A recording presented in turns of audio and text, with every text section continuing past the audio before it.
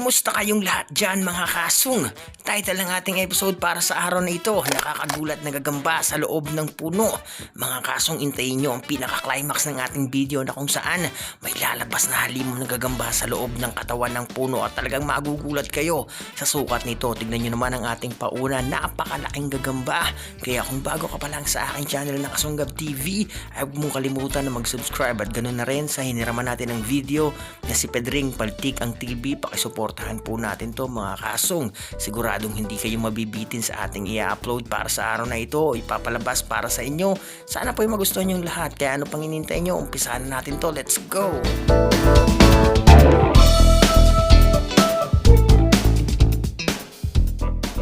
Unang gagamba para sa araw na ito mga kasong, ayan, mukhang nakuha na ni Pedring Paltik ang TV. Ang isang uri ng Arenaeus ventricosus, ayan, hindi pa po yan ang pinaka-maximum size niyan mga kasong. Subalit napakalaki na kung ikukumpara natin sa mga gagambang nahuhuli natin sa Pilipinas.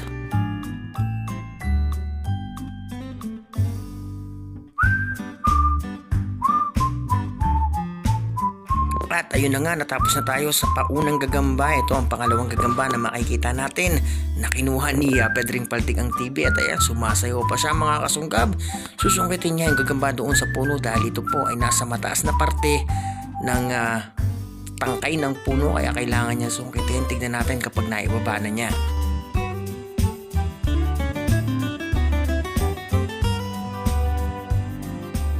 Nakita nyo ba yun mga kasong? Malayo pa lang, napaka-visible na yung gagambang halimaw dahil talagang napakalaki nito.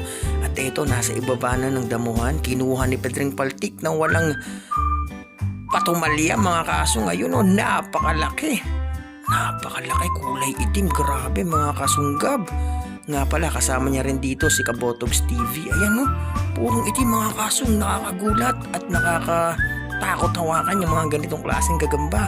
At bukod sa napakalaki, napakabalbon pa. So konting ingat lang sa mga hunters natin ng gagambang giant. Dahil once po ay nakagat na ako nito at talaga pong napakasakit mga kaso. Kaya konting ingat lang sa paghawak ng gagamba. Hindi pwede yung masyadong matiin o masikip dahil talagang ang tendency nito mga kasunggab ay kakagatin po tayo kahit anong klaseng gagamba pa man yan. Kahit sabihin natin na yan po ay panderby o samon, kapag hinawakan po natin ng mahigpit, naku, nangangagat yan mga kasong at masasakit din po mga agat ang mga gagambang panderby, gagambang samon.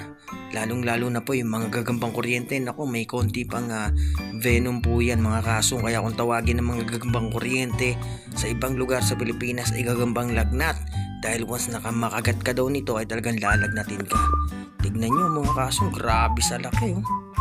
Grabe talaga. Mga kasong, ang price range po ng mga gagambang halimaw na yan sa bandang Manila ay umaabot po ng 1,000 to 2,000 pesos. Tignan nyo mga kasunggab yung kanyang kuko sa hinlalaki. Malaki pa po yung gagambang halimaw. At ito, konting commercial tayo. Napakarami pong pagong sa bansang Taiwan mga kasunggab. Grabe oh. Lalong-lalo na isda. Nakita nyo ba yun? Ang daming tilapia, ang daming karpa.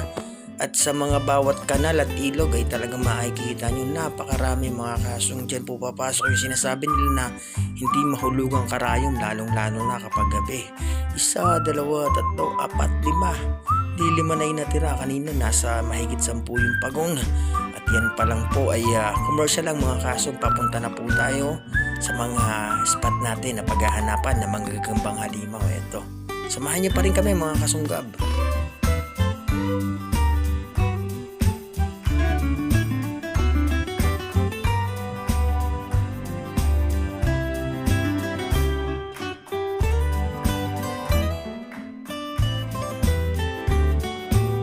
At may pahabol pa doon, mag-asawang pagong mga kasong nasa parang bato po. Napakagandang paghanapan ito ng isda o panghulihan ng isda, lalong-lalo na ng mga snakehead. Marami pong snakehead yan sa bansang Taiwan. Isa pong buo pa na bahay at isang pula pusod ang ating nakita dito sa puno ng balite. Tingnan natin kung anong kulay mga kasunggab.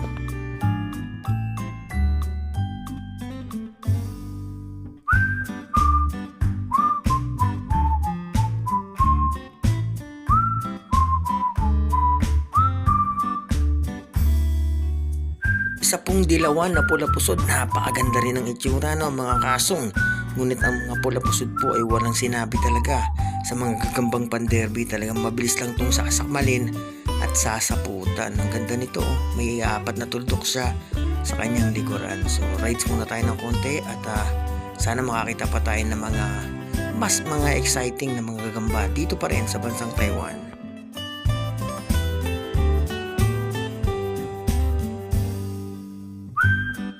Mula sa bakod kanina mga kasong ay nakakita tayo ng buong sapot dito sa itaas ng punong yan. Hindi ko alam kung anong tawag yan, i-comment nyo na lang sa ibaba at hanapin natin kung saan ang dulo ng sapot. Panigurado nandun yung gagambang halimaw nito.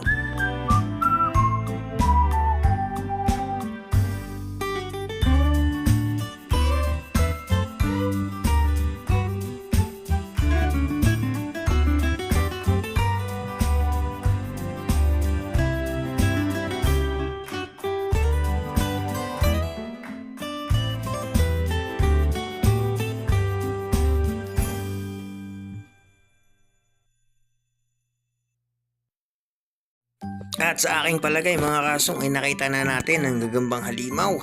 Ito po ay maliit pa lamang mga kasunggab kung ikukumpara natin dun sa pinakahuling gagamba na tinutukoy ko. Pero napakaganda ng isang ito. Purong itiman ako. Kung may ilalaki pa yan mga kasong, magugulat kayo sa sukat niyan.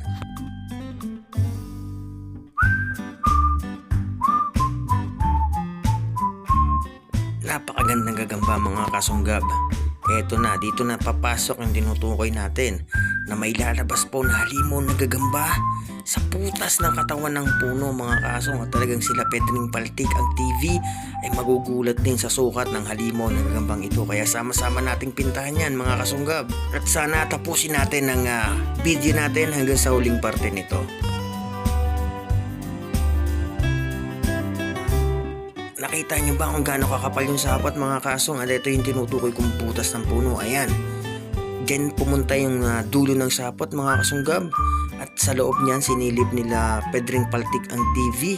At Ikabotogs TV yung butas. At nakita nila yung gagamba doon. Ayan oh. Kaya ang gagawin nila ay kukuha sila ng isang manipis na tangkay upang sundutin ng dahan-dahan lang yung gagamba. At kapag ito po ay nainis mga kasong, lalabas din yan. So sundutan time to mga kasong. Tara, let's go!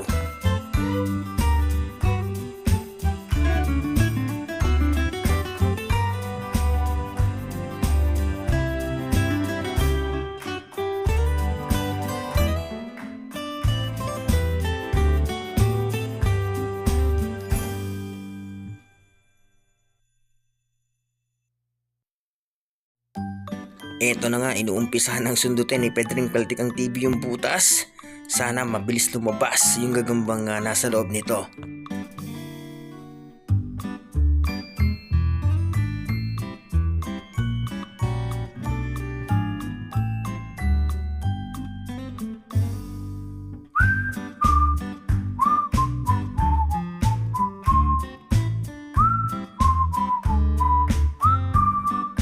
Sa palagi ko mga kasong ay lumabas na yung halimaw na gagamba at umikot dito sa puno. At eto na nga mga kasong, gaya nga ng sinabi ko, tingnan nyo mga kasunggab kung gaano kalala ang gagambang yan.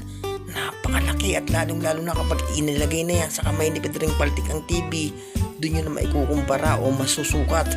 Yung gagamba na tinutukoy ko na yan, grabe magtago. Talagang pagka ang gagamba ay grabe magtago o grabe ikubli ang kanyang sarili. Ito po ay napakalaki mga kasong, napakabalbon, purong itiman at napakahaba ng mga galamay.